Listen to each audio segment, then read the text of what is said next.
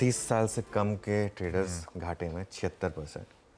और ये जो एक ज़बरदस्ती का बेड़ा गर्क हो रहा है ना कि छोटे छोटे लोग भी ट्रेडिंग कर रहे हैं। और देखिए अब हमारे देश में ख़ास तौर से हमको देख देख के लोग ट्रेडर बन रहे हैं। इसमें कोई अच्छी चीज़ नहीं है, ठीक है। ये स्पेशली मैं तो सुन रहा हूँ कि कई स्टूडेंट्स भी 18-18, 17-17, 16-16 साल के, कई इवन उससे कम के अब ट्रेडिंग करने लगे हैं। ये कोई अच्छी चीज़ नहीं है।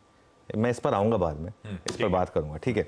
लेकिन अब पहले मार्केट की बात करते हैं कि मार्केट में अब करना क्या है आपको। देखिए एक चीज़ तो बहुत क्लियर है हमारी मार्केट में, वापस जैसे कहते हैं ना कि रिटेल को ही संभालना है। इस मार्केट को रिटेल और एचएनआई को ही संभालना है।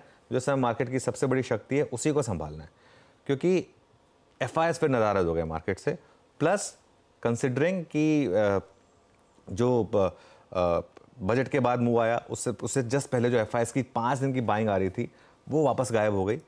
तो रिटेल प्लस एचएनआई को बाय करना है और म्यूचुअल फंड को बाय करना है।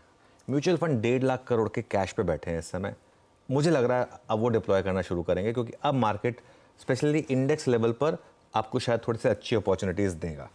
लेकिन वो बजट में टैक्स लगने से एफआईएस का सेंटिमेंट टूटा है और उसकी वजह से उनका जो बाइंग का सिलसिला है वो ख़त्म हुआ है।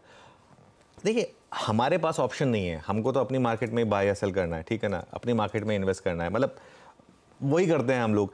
लेकिन एफआई के पास ऑप्शन है, आप उसका टैक्स बढ़ा देंगे वो कहीं और चला जाएगा। उसको वो कोई आपसे मतलब वो कोई पेट्रियट थोड़ना है, वो कोई ये थोड़ना है कि उसको करना ही करना है। आपने बोल दिया कि नहीं मैं टैक्स बढ़ाऊंगा फिर भी वो करें, वो तो नहीं होगा। तो इसके लिए एफआईएस ने अब सेल करना शुरू कर दिया है। और कल तो भारी सेलिंग हुई है एफआईएस की। कल एक्चुअली स्क्रीन बता रही थी, कल हम क्लोजिंग में डिस्कस भी कर रहे थे आशीष, कि जिस तरीके से निफ्टी बिहेव कर रहा था वर्सेस जिस तरीके से मिड कैप बिहेव कर रहे थे, कल पूरी की पूरी जो डिक्लाइन थी वो निफ्टी स्पेसिफिक थी कि कल एफआईएस की सेलिंग थी। तो एफआईएस ने कैश प्लस इंडेक्स फ्यूचर्स मिलाकर 10,000 करोड़ सेल कर डाला। 5,000 कैश में, 5,000 साढ़े 5,000 और 4,500 करोड़ के करीब इंडेक्स फ्यूचर्स में।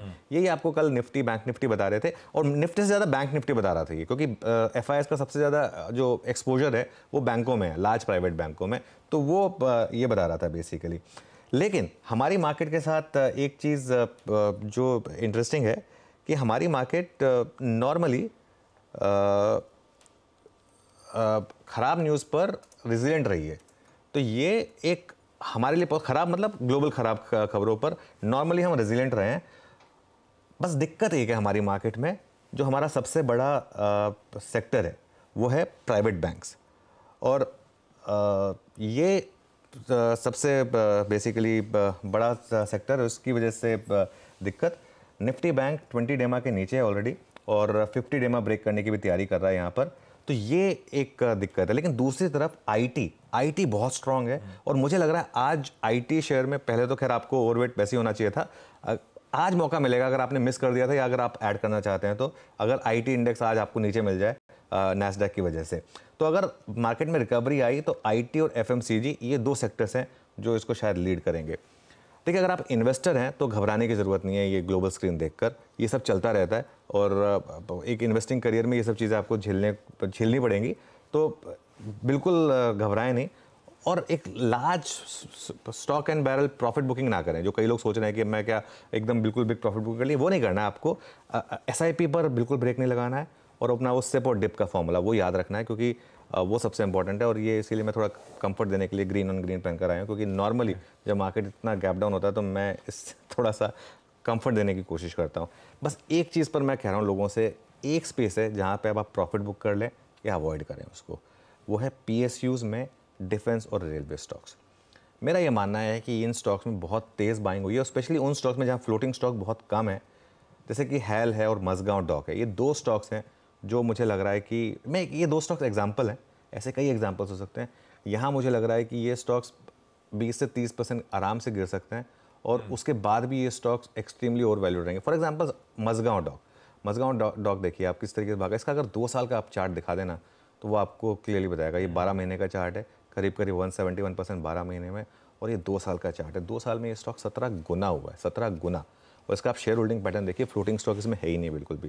तो इसमें अगर कभी सेलिंग आएगी तो एब्जॉर्ब होनी बहुत दिक्कत हो जाएगी। 5800 वाला ऑलरेडी 5000 तक तो करेक्ट हो चुका है। मेरा ये मानना है कि ये 3,500-4,000 तक भी अगर करेक्ट हो जाए तो कोई बुराई नहीं होगी। तो थोड़ा सा अगर आपको अवॉइड करना है तो इस तरीके के स्टॉक्स को अवॉइड करें, और बाकी कंफर्ट लेना है तो आईटी और एफएमसीजी में कंफर्ट ढूंढने की कोशिश करें। ढूंढ भी रहा है बाजार। बजट स्पीच के बाद से यही वो दो पॉकेट्स हैं जो आउट परफॉर्म कर रही हैं, आईटी और एफएमसीजी।